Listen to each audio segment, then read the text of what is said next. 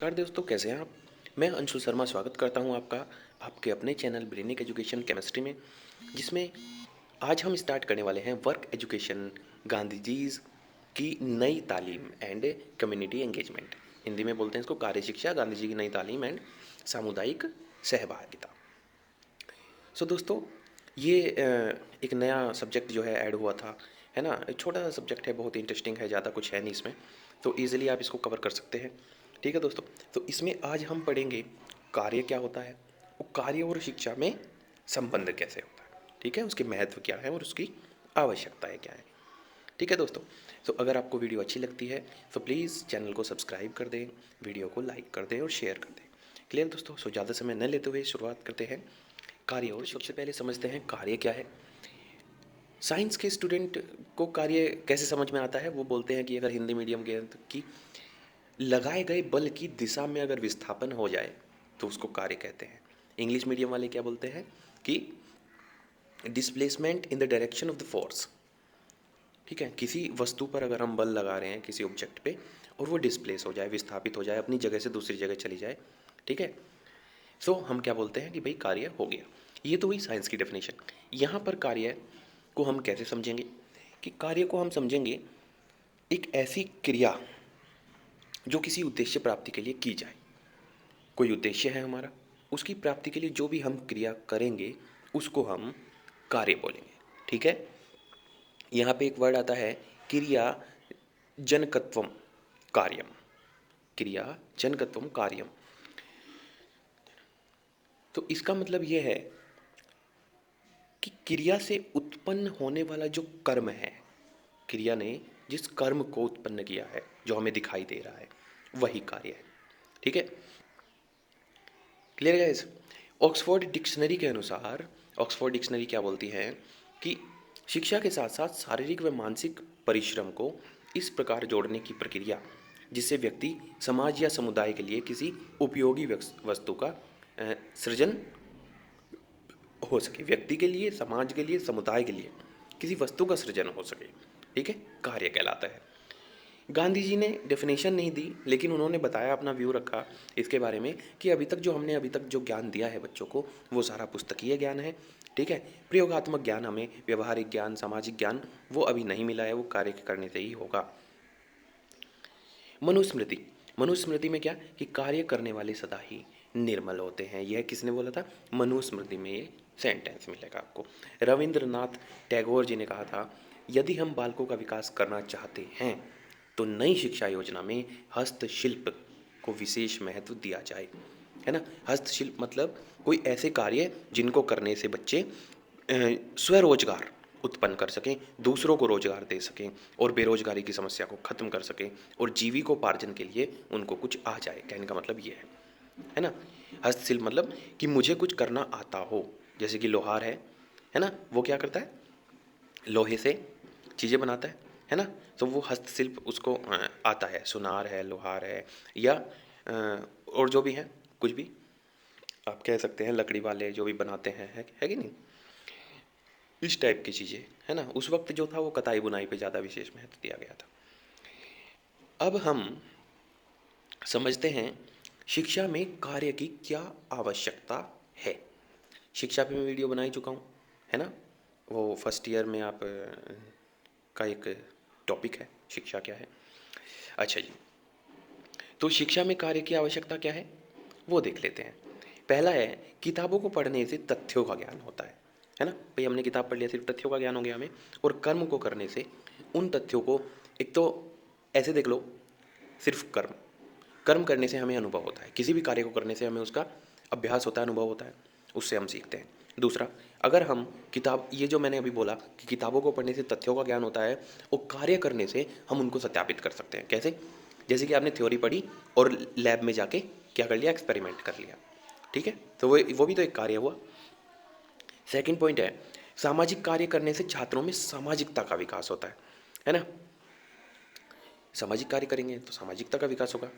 औद्योगिक कुशल बच्चों का निर्माण, औद्योगिक कुशल मतलब जिनको कुछ आता हो, वही हस्तशिल्प वाला, है ना, स्वरोजगार।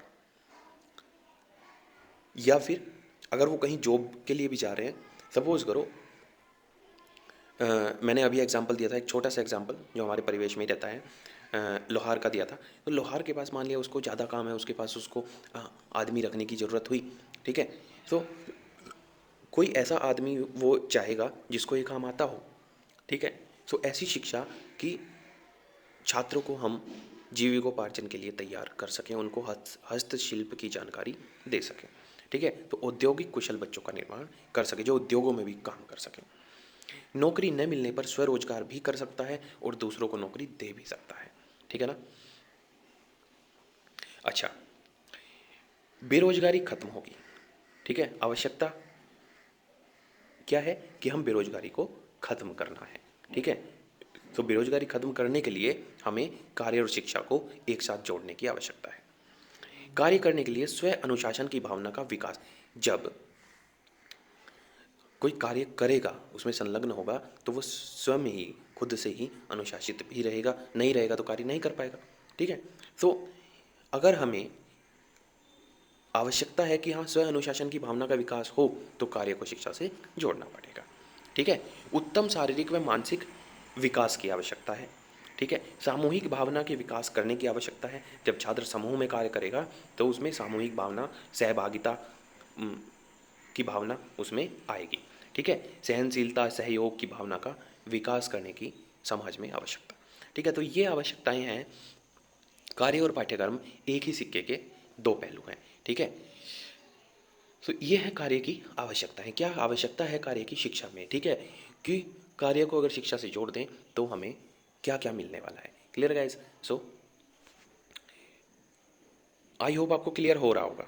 ज़्यादा कुछ है नहीं, ज़्यादा बहुत इजी है, ज़्यादा टफ है नहीं। Clear guys? सो इजीली पढ़ते रहें, एक बार पढ़ने से हो जाएगा। बात करते हैं कार्य के महत्व के बारे में, इंपॉर्टेंस ऑफ वर्क। नीड्स हमने देखी, सिमिलर ही हैं लगभग लगभग। आवश्यकताएं क्या है कि जो हमें चाहिए, जो हम करना चाहते हैं, है ना। क्यों कार्य को शिक्षा से जोड़ा जा रहा है और उसका महत्व क्या होगा। अब महत्व देखते हैं। भाई कार्य करेंगे तो बालक जो है उनका शारीरिक विकास भी होगा। कार्य करने से मसल्स जो हैं वो स्ट्रांग बनते हैं, है कि नहीं। और एक टाइप की एक्सरसाइज हो जाती है, तो जो मस्तिष्क है वो एक्सरसाइज करने से स्वस्थ रहता है, ठीक है। तो फर्स्ट पॉइंट है कि कार्य करने से बालकों का जो शारीरिक और मानसिक विकास है वो होता है। सेकंड पॉइंट है, कार्य करने से बालक आत्मनिर्भर बनते हैं, दूरदर्शी बनते हैं, क्रियाशील बनते हैं और आत्मविश्वासी बनते हैं। अब कैसे कैसे आत्मनिर्भर? तो ऐसे बनते हैं कि उनको कुछ करना आ जाता है। जो कार्य दिया गया है वो करेंगे तो उनको वो कार्य करना आ जाएगा, ठीक है। तो वो भविष्य में भी उस कार्य को कर सकते हैं। दूरदर्शी बनते हैं, कार्य को करते करते बहुत सारी चीज़ें आपके माइंड में आती हैं कि हाँ ये ऐसे भी हो सकता है, वैसे भी हो सकता है, उसके परिणाम क्या होंगे, ठीक है। तो ये सोचने समझने की क्षमता बढ़ती है, ठीक है, जिसको कहते हैं एक्सपीरियंस। एक्सपीरियंस कैसे होता है? करने के बाद ही कुछ एक्सपीरियंस होता है, ठीक है, अनुभव होता है। क्रियाशील, अगर हम ऐसे ही लेटे रहेंगे, कोई कोई कार्य नहीं करेंगे तो हम क्या सुस्त हो जाएंगे, ठीक है ना। तो क्रियाशीलता बनी रहती है।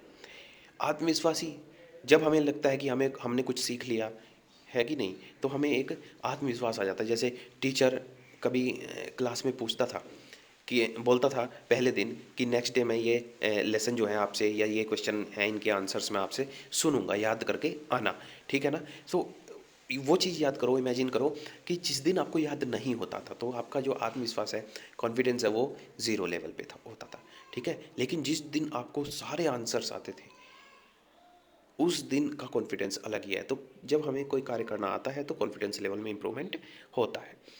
कार्य करने से छात्रों में अनुभव बढ़ता है, बता दिया। कार्य के द्वारा ही छात्रों का चारित्रिक व सामाजिक विकास जो है वो होता है, ठीक है ना। समाज में कार्य करेंगे तो सामाजिक विकास होगा।